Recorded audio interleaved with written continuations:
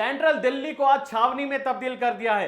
कांग्रेस दफ्तर के बाहर आज इतनी पुलिस है जितनी आपने पहले कभी नहीं देखी होगी। सेंट्रल दिल्ली को पूरी छावनी में तब्दील कर दिया है। वहां ट्रैफिक की व्यवस्था बनी हुई है, कांग्रेस नेताओं का जमावड़ा लगा हुआ है। वहां आज इतना हंगामा मचा हुआ है, वो देखकर आप हैरान हो जाएंगे कि कांग्रेस दफ्तर से अब राहुल गांधी निकल गए हैं और वह पैदल पहुंचे हैं अपने नेताओं के साथ ईडी दफ्तर में। लेकिन आखिर क्या इसकी नौबत आन पड़ी? क्या पुलिस को इतनी नौबत आन पड़ी कि वहां एरिया सेंट्रल दिल्ली को छावनी में तब्दील कर दिया? जरा सोचिए कि क्या इससे पहले ऐसा नहीं हुआ? क्या इससे पहले पुलिस ने इतनी नाकेबंदी, इतने बैरियर लगाई, इतनी बैरिकेडिंग की? जो भी वहां नेता पहुंच रहे हैं उनको डिटेन किया जा रहा है। ये वीडियो देखें आप और वीडियो में बताएं कि किस तरह से पुलिस ने कार्रवाई की। ये फोन के स्क्रीन पर वीडियो चल रहे हैं, मैं वहां मौजूद था और जो भी वहां कांग्रेसी नेता दिख रहे थे, महिलाएं दिख रही थी, उनको तुरंत बसों में बैठाकर डिटेन किया जा रहा था। तमाम वहां कांग्रेस नेता पहुंच रहे हैं, तमाम लीडर पहुंच रहे हैं। सचिन पायलट पहुंचे हैं, दीपेंद्र हुड्डा पहुंचे हैं, छत्तीसगढ़ के मुख्यमंत्री भूपेश बघेल पहुंचे हैं, लेकिन किसी को भी बैरिकेड के अंदर जाने की अनुमति नहीं दी। आप सोच सकते हैं कि इतना हंगामा क्यों मच रहा है, आप सोच सकते हैं कि इतना बवाल क्यों मच रहा है, जबकि कांग्रेस नेता, कांग्रेस कार्यकर्ता यह आरोप लगा रहे हैं कि सरकार अपनी जो भी एजेंसियां इनका दुरुपयोग कर रही है, सरेआम दुरुपयोग कर रही है, इनका धड़ल्ले से फायदा उठा रही है। बीजेपी सरकार कांग्रेस से इस वक्त डरी हुई है, तभी इतनी कार्रवाई कर रही है। जीता जाता सबूत आपको बता दें कि आखिर किस बात पे यह हंगामा मचा हुआ है। कांग्रेस पार्टी पर, राहुल गांधी, सोनिया गांधी पर हेराल्ड केस जो 7-8 सालों से बंद थे, उनको दोबारा खोले गए हैं और उन पर अब ईडी दफ्तर पूछताछ के लिए बुलाया गया है, जहां से राहुल गांधी पैदल कांग्रेस दफ्तर से ईडी दफ्तर पहुंच गए हैं। उस पर यह सारा हंगामा मचा है। आखिर कौन से वो केस हैं? क्या आज के डेट में, आज की तारीख में, क्या बीजेपी के नेता इतने पाक साफ हो गए हैं कि उन पर कोई भी केस दर्ज नहीं है? क्या ईडी की कार्रवाई, इनकम टैक्स के छापे, बिल्डोजर की कार्रवाई, ये सब बीजेपी नेताओं पर होगी या नहीं? या सारे जो विपक्ष के हैं, जो भी सरकार के खिलाफ आवाज उठाएगा, जो भी सच बोलेगा, जो भी न्याय बोलेगा, जो भी बीजेपी पर सवाल दागेगा, उसके घरों पर बुलडोजर चला दिया जाएगा, उसके घर के बाहर बैरिकेडिंग कर दी जाएगी, उसको जेल में डाल दिया जाएगा। अभी खबर आई है कि श्रीलंका के पूर्व वित्त मंत्री, जिन्होंने यह कहा है कि मोदी जी ने मजबूरी से, मोदी जी ने जबरदस्ती से अडानी को यहां का प्रोजेक्ट दिलवाया, इस पर कार्रवाई होगी। कल ही आरोप लगे हैं। क्या मोदी सरकार इस पर कार्रवाई करेगी? बीजेपी इस पर कार्रवाई करेगी? ईडी कहां है? तमाम एजेंसियां कहां है? विजिलेंस डिपार्टमेंट कहां है? दिल्ली पुलिस एफआईआर करेगी? अभी अभी का नजारा है कि तमाम नेता वहां कांग्रेस दफ्तर पर पहुंच रहे थे, लेकिन पुलिस ने तमाम कार्यकर्ताओं को तो छोड़िए साहब, मुख्यमंत्री, बड़े बड़े नेता, सांसद जिनके दफ्तर है वहां 24 अकबर रोड पर, उनको भी नहीं जाने दिया। अगर ये वीडियो आप देखिए और देख के बताइए कि किस तरह से वहां कांग्रेस कार्यकर्ताओं को बसों में ले जाया जा रहा है और कांग्रेस नेता छुटते ही क्या बयान दे रहे हैं।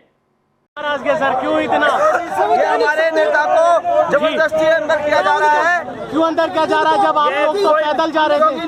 उनको दिखाई दे रहा है कि राहुल गांधी जी देश के हित में सारी बातें, हम तो सिर्फ पैदल ही जा रहे थे। राहुल गांधी जी देश के हित में कार्य करते जा रहे हैं, तो इनके विपक्ष को खत्म करने की साजिश है। ये सोचते हैं कि विपक्ष खत्म हो जाए और तानाशाही स्थापित हो जाए, लेकिन हम आम आदमी इस तानाशाही को नहीं सहेंगे, नहीं सहने देंगे। राहुल गांधी जिंदाबाद।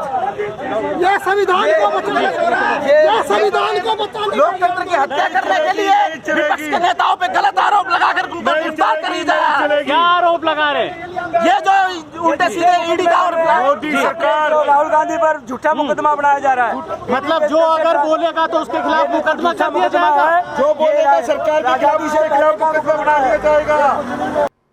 देखा ये वीडियो, ये वो कांग्रेस के नेता हैं जिन पर जबरदस्ती की जा रही है, जो खुलेआम कह रहे हैं कि बीजेपी सरकार कांग्रेस से डर रही है, तमाम एजेंसियों का दुरुपयोग कर रही है। सचिन पायलट ने भी यह बयान दिया है कि ये लोकतंत्र देश है और 6 से 8 सालों तक जो केस बंद थे, आखिर उन्हें क्यों खोला गया?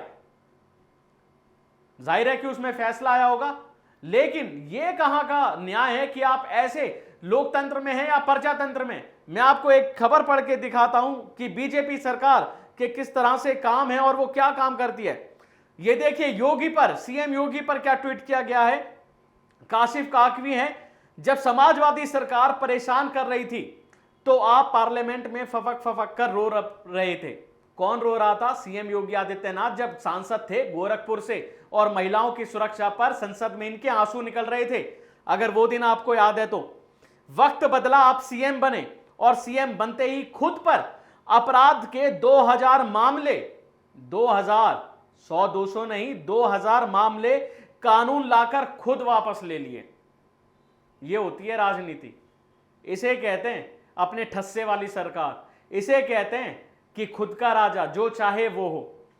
आज आप सत्ता में हैं और सिर्फ आरोप लगाकर घर तोड़ दिए जा रहे हैं। इस मुद्दे पर मैं आपसे अगली वीडियो में बात करूंगा, लेकिन फिलहाल ये कि आज जो राजनीति का गला घोटा जा रहा है, आज जो भी आवाज उठाता है उसे जेल में डाल दिया जाता है, जो भी आवाज उठाया जाता है उस पर आप कार्रवाई कर देते हैं, उस पर आप ईडी के छापे पड़वा देते हैं।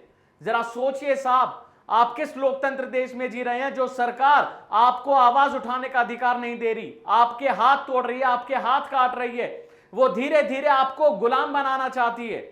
ये सोचिए, क्या इससे पहले धरना प्रदर्शन नहीं हुए? कहां है वो दिन जब संसद को घेर लिया जाता था? आज वो मंत्री बनी बैठी है स्मृति ईरानी। सिलेंडर की कीमतों पर 5-10 रुपए बढ़ते थे और ये चूड़ियां तोड़ती हुई दिल्ली की सड़कों पर पहुंच जाती थी। आज कोई ऐसे प्रदर्शन कर सकता है? मिनट से पहले पुलिस लाठीचार्ज करके आपको जेल में भेज देगी। आज आपकी इतनी हिम्मत है कि आज आप इतने प्रदर्शन कर सकें, आज आप इतने खुल्लम खुल्ला बोल सकें, आज आप संसद के पास भी जा सकें। कल वो दिन था जब कांग्रेस की सरकार थी, मनमोहन सिंह प्रधानमंत्री थे, तो आपने संसद घेर लिया था। यही वो बीजेपी पार्टी के नेता थे जो आज मुंह पर चुप साधे हुए हैं, मुंह पर उंगली साधे हुए हैं, मुंह में दही जम गया है। आज कोई कुछ नहीं बोल रहा।